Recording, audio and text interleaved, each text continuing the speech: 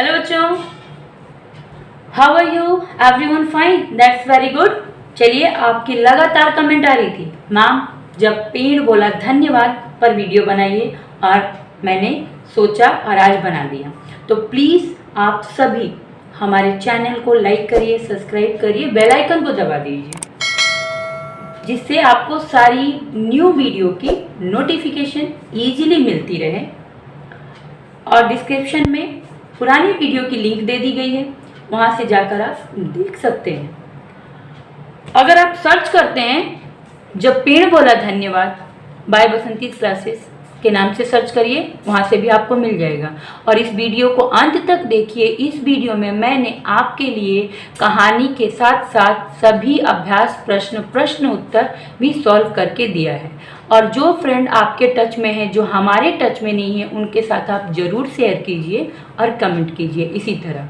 तो चलिए आज वीडियो शुरू करते हैं। जब पेड़ बोला धन्यवाद, यह एक पर्यावरण के ऊपर कथा है और पर्यावरण हमें हमेशा ही सुरक्षा प्रदान करता है। तो आइए, एक कश्मीर के गांव की एक कहानी है, शुरू करते हैं। कश्मीर के एक गांव के बाहर सेव का एक बड़ा सा पेड़ था। उस पर बहुत ही मीठे सेव उगते थे। गांव के सभी लोग उस पेड़ का बहुत ध्यान रखते थे। बच्चे पेड़ के नीचे आकर खेलते थे, बड़े मिलकर सेव तोड़ते थे और आपस में बांट लेते थे। पेड़ पर इतने सारे सेव लगते थे कि सबके हिस्से में काफ़ी सेव आ जाते थे। फिर सेवों को सब मिलकर अलग अलग तरीके से इस्तेमाल करते थे। सेव का जूस, सेव की आइसक्रीम, सेव की सब्जी, सेव का सलाद, क्या क्या नहीं बनता था वहाँ। एक दिन शहर से एक बड़े अधिकारी गांव में आए। उन्होंने सबको बताया कि गांव को शहर से जोड़ने के लिए वहाँ रेलवे लाइन बिछाई जाएगी। सारे गांव वाले खुशी से झूम उठे। अभी तक शहर जाने के लिए उन्हें बहुत मुश्किलें उठानी पड़ती थी। रेलगाड़ी के आ जाने से उनकी सब मुश्किलें हल हो जाएंगी, वे सब यही सोच। फिर अधिकारी ने गांव वालों को नक्शा दिखाया। उसमें यह बताया गया था कि रेलवे लाइन गांव के कौन से हिस्से से होकर जाएगी। सबने देखा कि रेलवे लाइन को बिछाने के लिए सेव के पेड़ को काटना होगा। पेड़ बिल्कुल रेलवे लाइन के रास्ते में आ रहा था। सब उदास हो गए। अधिकारी चले गए। वे कह गए थे कि ठीक 15 दिन बाद काम शुरू हो जाएगा। उस दिन शाम को गांव में सब बड़े इकट्ठे हुए।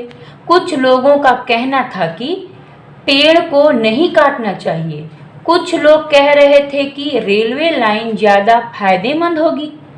इस तरह बहुत सोच विचार के बाद सभी बड़ों ने मान लिया कि गांव की तरक्की के लिए पेड़ को काटना ही पड़ेगा।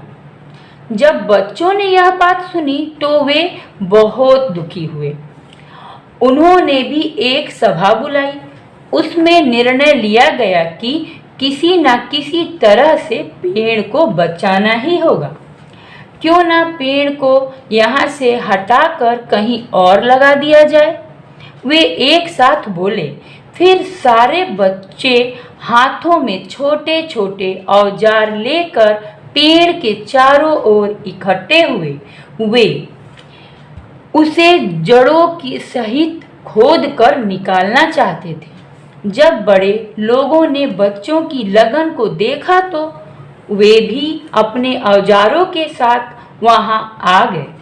सबने मिलकर पेड़ को बाहर निकाला। इस बात का विशेष ध्यान रखा गया कि पेड़ की जड़ों को नुकसान ना हो। गांव की सबसे बड़ी और मजबूत गाड़ी को वहां ले आया गया। सबने मिलकर पेड़ को धीरे से गाड़ी में रखा। फिर वे कुछ दूर एक टीले पर ले गए। वहां एक बड़ा सा गड्ढा खोदा गया और पेड़ को वहां लगा दिया गया। अगले दिनों तक उसका खास ध्यान रखा गया। धीरे धीरे पेड़ में शक्ति आ गई और वह पहले जैसा मजबूत हो गया। किंतु कुछ दिनों बाद गांव में रेलवे लाइन भी आ गई। अब गांव वाले रेल में बैठकर शहर जाते और पेड़ उन्हें देखकर मुस्कुराता है, जैसे कि कह रहा हो, धन्यवाद मुझे बचाने के लिए। बच्चों, इस कहानी का, इस कथा का जीवन मूल्य है, प्रकृति की रक्षा से ही मनुष्य सुरक्षित रह सकता है। जी हाँ बच्चों, इस कहानी में यह बताया गया है कि हमें पेड़ पौधों की रक्षा करना चाहिए। क्यों? क्योंकि पेड़ से ही पर्यावरण और हम दोनों ही सुरक्षित हैं। पेड़ जो है हमारे पर्यावरण से कार्बन डाइऑक्साइड खींचकर हमें ऑक्सीजन प्रदान करते हैं और हमें सारी चीज़ें देते हैं। आप खुद भी जानते हैं, मेडिसिन, कागज, फल, फ्रूट, सब्जी, लकड़ियाँ, जड़ी बूटियाँ और अनेकों चीज़। तो बच्चों, वर्षा होने में भी सहायता पेड़ ही करते हैं। पेड़ हमें नहीं काटना चाहिए और अधिक से अधिक मात्रा में पेड़ लगाना चाहिए। यह इस कहानी का संदेश है।